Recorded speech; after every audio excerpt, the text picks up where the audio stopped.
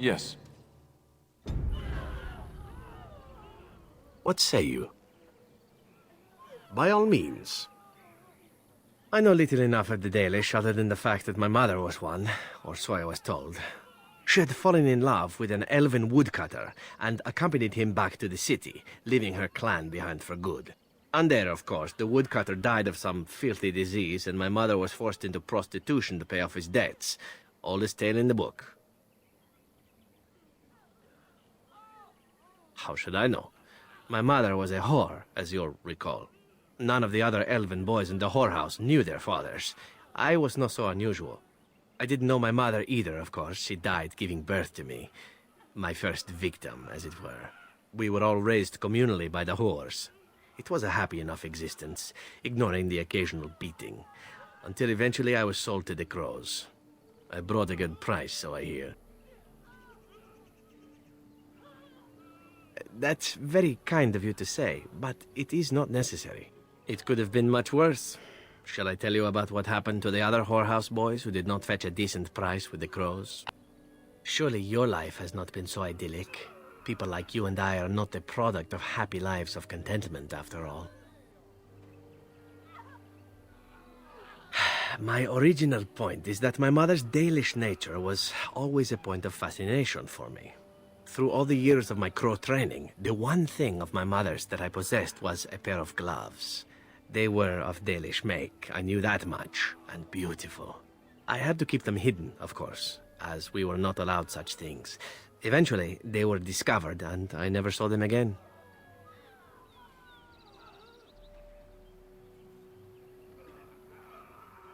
I suppose you would. I'd always wanted another. In fact, I ran off to join a clan once when they drew near Antiva City, thinking that there I would find my true calling. Naturally, the reality did not live up at all to the fantasies I had constructed as a boy, staring at those gloves. But such is life. Come, enough talk of the Dalish. Let us move on.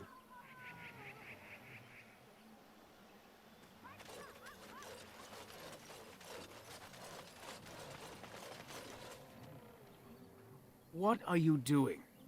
You've warped the wood completely. Did you leave it out in the rain? No, Master Ferrothorn. I think I just used too much heat. You're not smelting ore like a Durgenlan.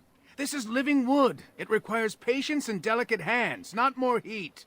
My actions bring me sorrow, Master Ferrothorn. And so they should. Truly the art will be lost to us forever at this rate. Throw away your dead wood and start anew, and I shall speak to our guest. And dear and Atetian friend. It has been some years since I met Master Island at the last gathering. He is still hale, I hope. That is good to hear. Your clan is more familiar to us than most, since we do not stray far from each other in this land. I met your father, for he was once keeper of your clan. You carry many of his features. He spoke at a gathering, telling the clans that more of us need to voyage into the Shemlan world and learn their ways. He would be proud to see his daughter a Gray Warden, I think. Our people speak so little of the dead, especially those who end in tragedy. I thought you should know, regardless. What little of the craft I've learned has been passed on to me through generations. Such is the time it has taken us to learn a fraction of what has been lost. I do not make bows as fine as Master Island's, perhaps, but might have caused more than one Shemlan to drool at the thought of possessing them. There is wood that, if treated properly, is as hard as steel, but far lighter. It grows only in this forest. Ironbark. The keeper has forbidden us from entering the forest to collect the wood. This means I cannot make our finest crafts for years to come. I would be hesitant to ask it of you, but if you should come across ironbark, I suppose there would be no harm in gathering some. It is blue and very distinctive. You can only harvest the bark which has fallen off the tree from age. Now, if you find some, bring it to me, and I will craft it for you.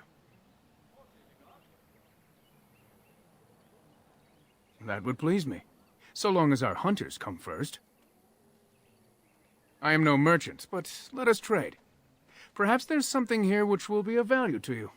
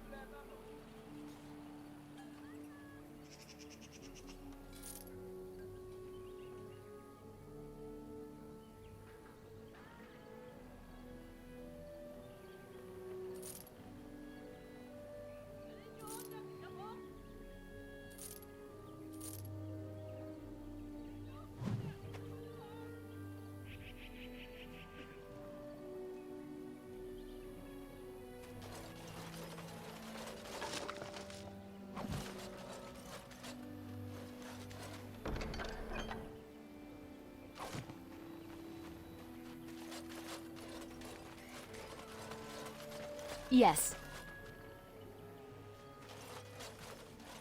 It's too bad you had to leave your clan. You must miss them. How strange that a Dalish should join the Gray Wardens, but how thrilling that a Dalish would also do so much and be so important.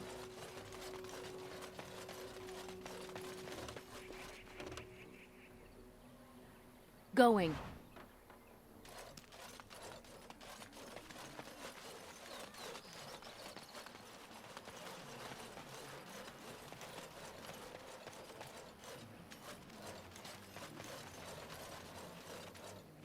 And I'm off.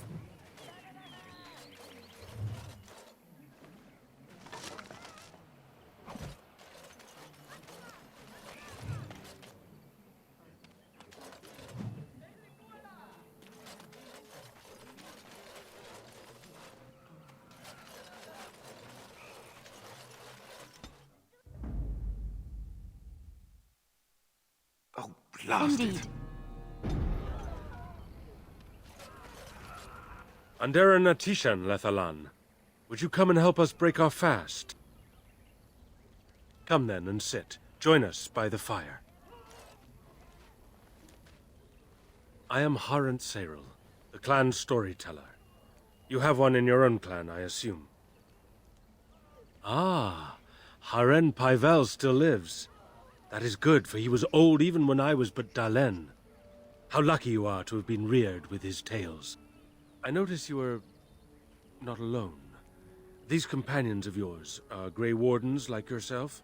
I am Liliana, and no Gray Warden at all. I am honored to be here. I've heard so much about your people. Zevran here. We have Dalish up in Antiva City, though they're much more violent, I hear. I am Wynne, Serel. It is wonderful to meet you. Andaren Atishan. Enter this place in peace. I do find it odd that any of your kind would so readily follow one of the Dalish. Do you suppose you have been made a Grey Warden simply to get our assistance? Maybe they think we would not live up to the treaty otherwise.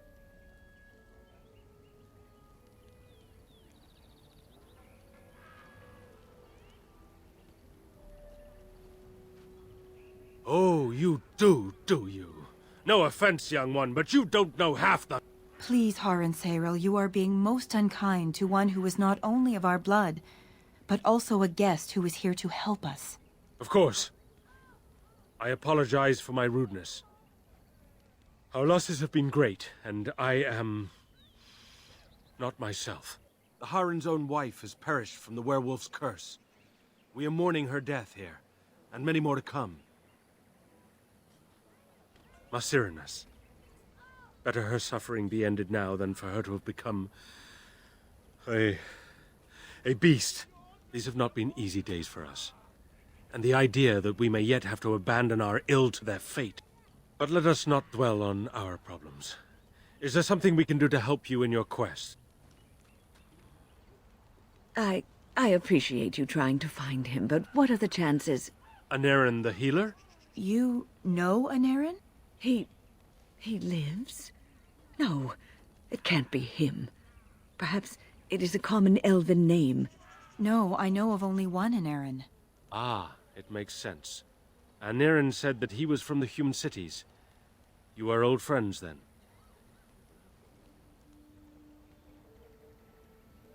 If you seek Anaren, you must venture into the forest. He prefers to be amidst the trees and the animals. Thank you all so much. I know a few tales. Our clan has passed this way many times before, even when the Shemlin lived in these parts. You wish? I can tell you what I know. It is not a long story. Our legends say that before the Shemlin came, the Brazilian forest was a place of our ancestors that predated even our oldest homeland. The people of the Imperium came here and gave the forest its name. If they found traces of our ancestors, we cannot say. If they did, those elves were slain or enslaved. We know only that a great many battles were fought here. These trees grow upon the graves of those who fell, Shemlin and elves both.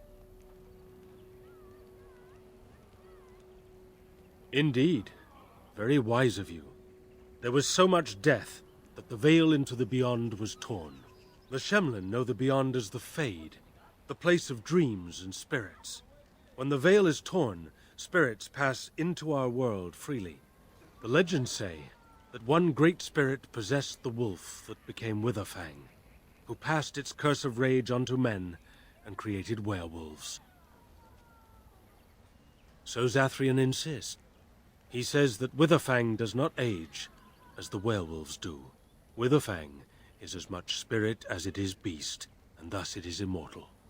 Perhaps it cannot even be slain. At the very least, it is old and powerful, much as Zathrian himself.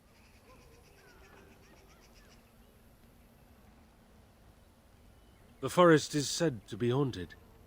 Spirits possess the trees, the wolves, even the bodies of the dead. They yearn for true life, you see. Who can say what value the Imperium placed on this land? And how many elves died here, in slavery? Even the barbarians, who came to overthrow the Imperium, fought and died on this soil. No one knows. When the Shemlin lived in these parts, the curse would spread anew to a few of them with each passing year. They would run off into the forest, never to be seen again. Eventually, all the Shemlin left. One assumes the werewolves survive by passing their curse to their offspring. They have had no new blood. Until now, that is. It is said that one or two have turned already, though the Keeper denies it. As for the rest, they will either die or turn, unless they are killed out of mercy. I would rather die than become a ravening, soulless beast. Wouldn't you? One last warning. The forest is like a thing alive. It changes as it wills, closing paths behind you and opening up new ones. Too many have become lost within, unable to find their way out. Were I you, I would endeavor not to make the forest my enemy.